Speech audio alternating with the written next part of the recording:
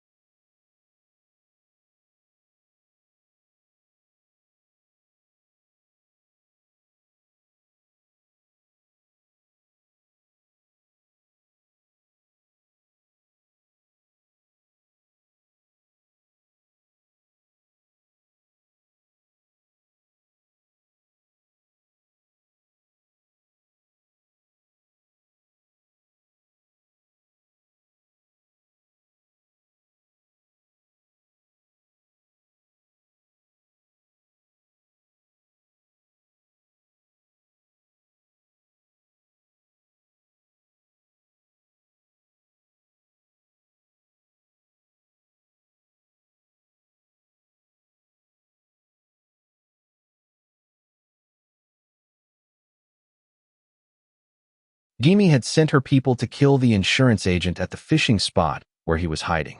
He had some fighting ability but was badly outnumbered and ended up stabbed, tumbling into the river. He let them think he was dead. Then he dragged himself out of the water and survived. He shows up at the retrial. On time. Dripping. As a witness in the stepfather's case, he delivers the key testimony. He heard Jaewon's mother say herself that she would drink a diluted pesticide to pressure her husband into giving her gambling money, that a weak enough dose wouldn't kill her. The judge rules. The stepfather could not be determined to have committed deliberate murder. However, he had delayed rescue and later collected on the life insurance policy. He receives a suspended 1-year sentence for insurance fraud. It's the best outcome anyone could have hoped for. Jaewon, the stepfather, and Eun Jang go out to dinner. Jang drinks too much and, in the warmth of a rare peaceful night, tells Jaewon everything. How he first met her as a lonely orphan child, how she showed him kindness he'd never forgotten, how he'd kept her name card all these years. Jaewon listens. She realizes she left a mark on someone's life without ever knowing it. But she tells him gently, "There's still something I have to finish first." Jaewon sends Guimi the photographs from the USB, the murder footage stills. She calls her to the factory where it all happened and offers her one last chance to turn herself in. Guimi arrives. She looks at the evidence. She looks at Jaewon, and she smirks. "I'll find a way out. I always do." Jaewon says nothing. She gets in her car and drives away. On the way home, she grips the steering wheel and lets herself grieve, not with rage, but with exhaustion. Every good memory of Guimi she ever had plays in her mind. The girl she grew up with, the friend she loved. She gets home to find Jang has cleaned the entire house. The investigation board on the wall is gone. The mess is gone. The house feels like a home again. Guimi, now certain the game is almost up, pivots.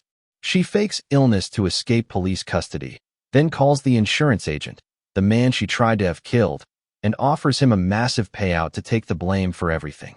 What she doesn't know, the insurance agent's escape was staged. Jaewon, Officer O, and the insurance agent had constructed the whole thing together. That night, Guimi meets the insurance agent carrying the cash. He's wired. He leads her through every crime, step by step, letting her brag, letting her confirm.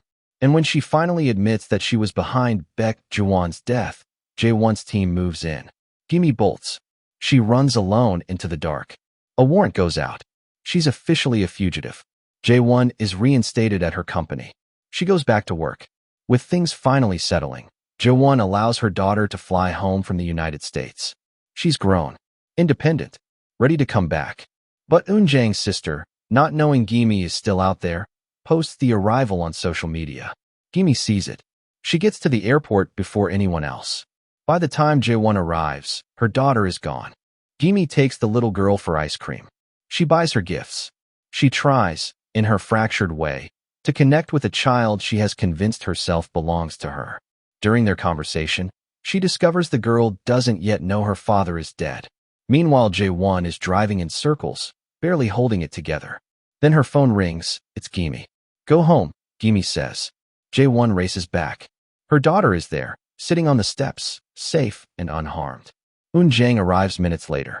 He'd been ready to call in everything. He exhales slowly when he sees the girl. Guimi walks away from the house alone. Empty. She had lost her child 7 years ago. For a few hours today, she held someone else's daughter and pretended. And it had been the only peace she'd felt in years.